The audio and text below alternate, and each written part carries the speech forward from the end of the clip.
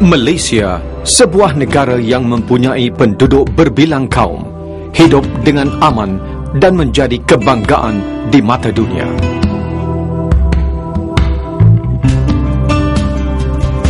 Sebuah negara kecil, namun ketara di pentas dunia.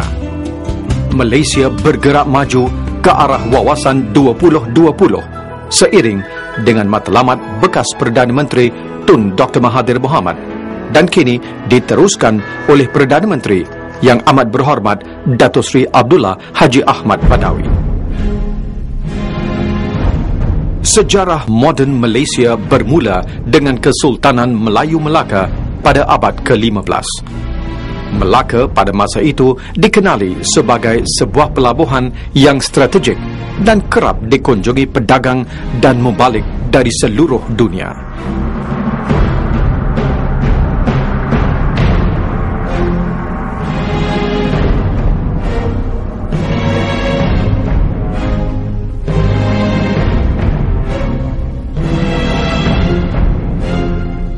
Pendatang Cina merupakan pendatang yang ramai sekali memasuki Malaysia, diikuti dengan pendatang dari India. Kedatangan mereka melahirkan sebuah masyarakat majmuk.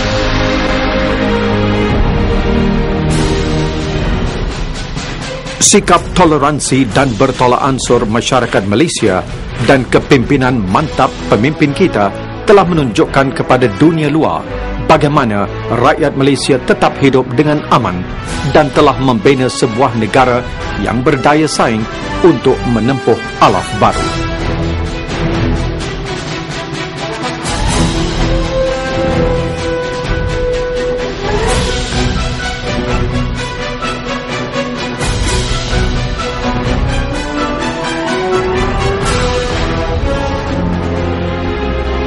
Sebelum ini, rakyat Malaysia telah mengharungi pelbagai dugaan dan cabaran.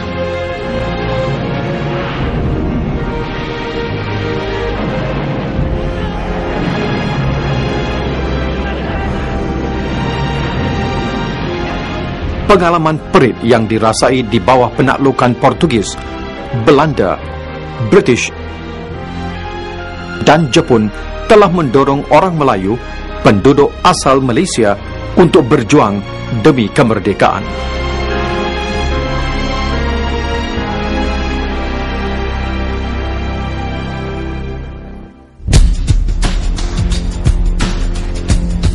Sepanjang sejarah negara kita, terutamanya ketika di bawah penjajahan British, orang Melayu tidak pernah berhenti berjuang untuk kemerdekaan.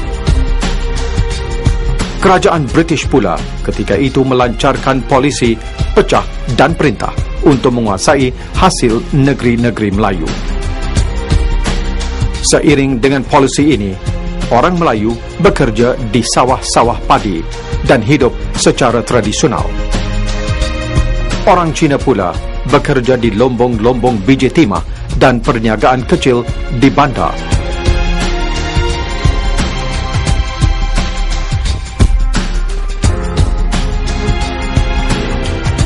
Manakala orang India diberi peluang pekerjaan di ladang-ladang getah dan landasan kereta api.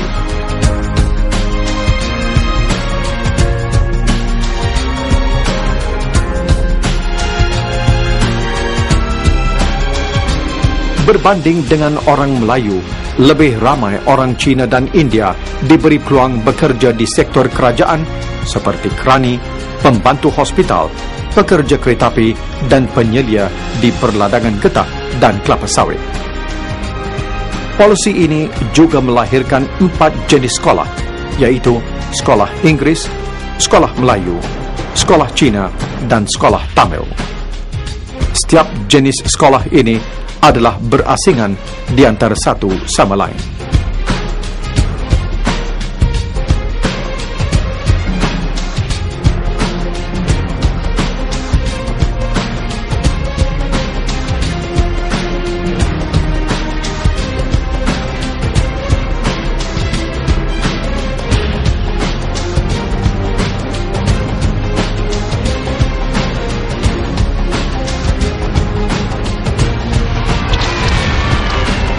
Ramai orang menderita di bawah penjajahan Jepun ketika Perang Dunia Kedua. Penderitaan ini dan propaganda Asia untuk orang Asia mencetus semangat kebangsaan di seluruh negara.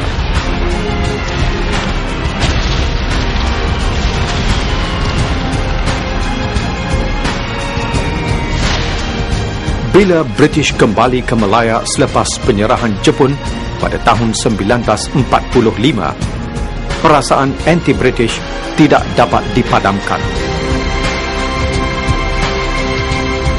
Pejuang-pejuang kebangsaan seperti Ibrahim Yaakob, Ishak Haji Muhammad dan Dr. Burhanuddin Helmi berjuang habis-habisan untuk kemerdekaan.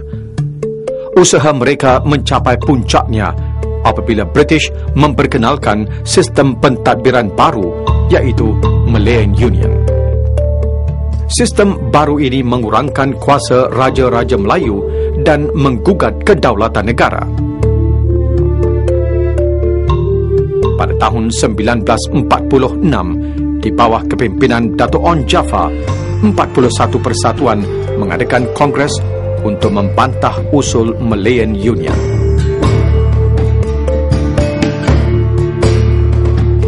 Salah satu hasil kongres ini adalah pembentukan UMNO pada 11 Mei 1946. Bantahan yang dilancarkan oleh orang Melayu pada asalnya kini disokong orang Cina dan India. Keutuhan dan kesatuan penduduk ini membuatkan British menarik balik usul Malayan Union mereka dan bersetuju untuk menubuhkan Persekutuan Tanah Melayu pada tahun 1948. Ini menjadi langkah pertama untuk mencapai kemerdekaan.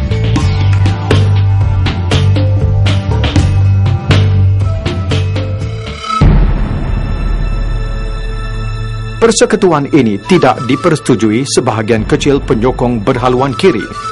Mereka inginkan sebuah republik komunis. Diketuai Lai Tek dan kemudiannya oleh Chin Peng, gerakan komunis ini berjuang untuk menghapuskan British dengan menggunakan kekerasan dan kekejaman. Darurat diisytiharkan pada tahun 1948.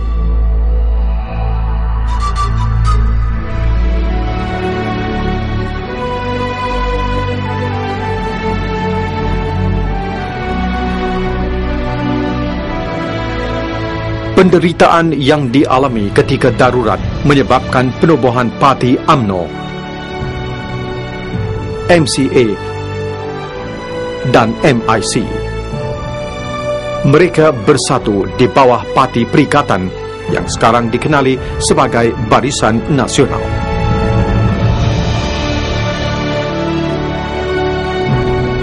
Pakatan ini berjaya memenangi kemenangan demi kemenangan semasa pilihan raya negeri di Georgetown, Pulau Pinang dan pilihan raya umum pada tahun 1955.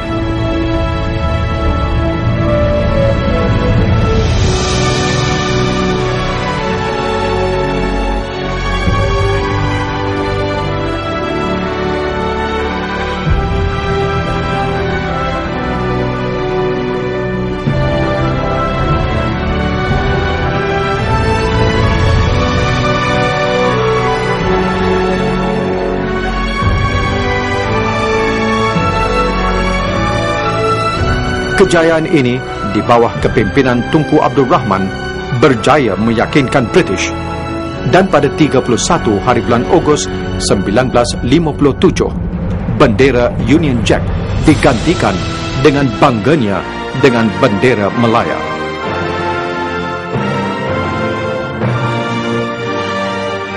Seruan merdeka memenuhi setiap pelosok negara.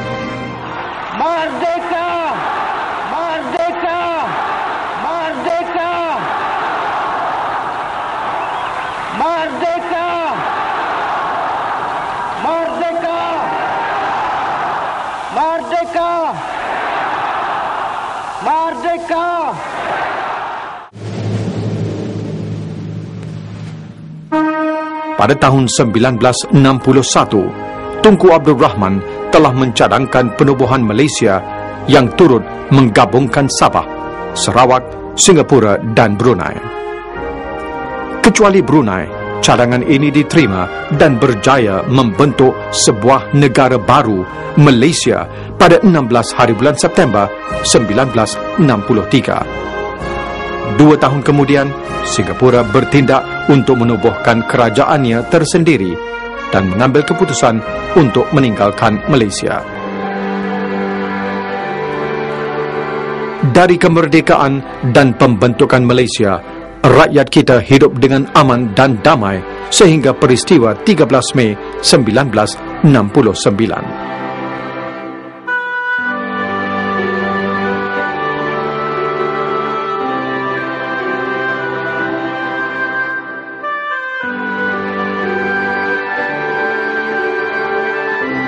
Majlis Gerakan Negara ditubuhkan dengan serta-merta untuk memperbaiki keadaan. Pengerusi pertamanya ialah Tun Abdul Razak Dato' Husin. Tujuan utama penubuhan badan ini adalah untuk memulangkan kedamaian, pentadbiran yang sempurna dan menjamin kesejahteraan negara.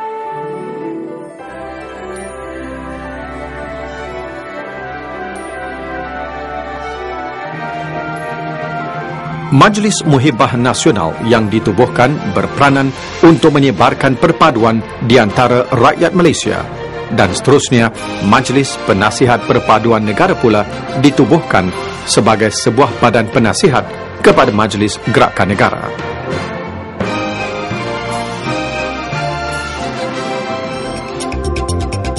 Untuk merapatkan lagi jurang perkauman, agama dan etnik, satu ideologi nasional diperkenalkan di bawah 5 prinsip rukun negara. Ianya diisytiharkan oleh Yang di-Pertuan Agong pada 31 hari bulan Ogos 1970.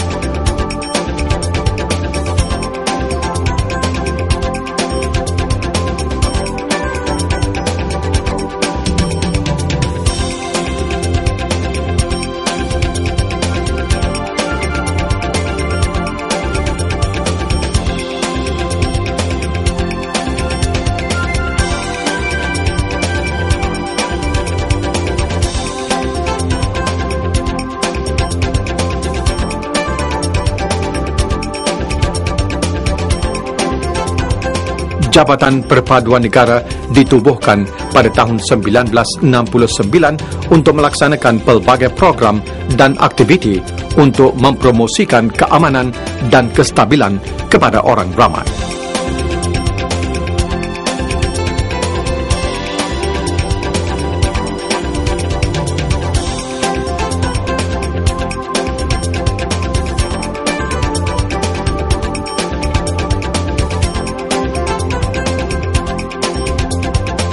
Dasar ekonomi baru dilancarkan untuk merapatkan jurang ekonomi di antara 3 kaum utama negara. Objektifnya adalah untuk memupuk perpaduan dengan menghapuskan kemiskinan dan menyusun semula masyarakat melalui ekonomi.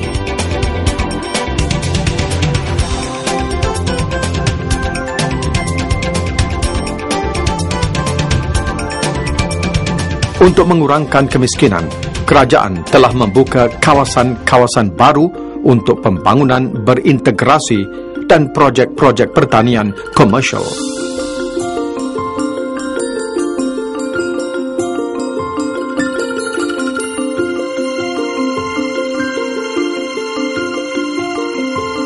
Untuk menyusun semula masyarakat pula, usaha telah diambil untuk mempermodenkan bandar-bandar, justru meningkatkan taraf hidup penduduk, menstabilkan tenaga pekerja dan mempercepatkan pengagihan sumber kekayaan kepada Bumiputera.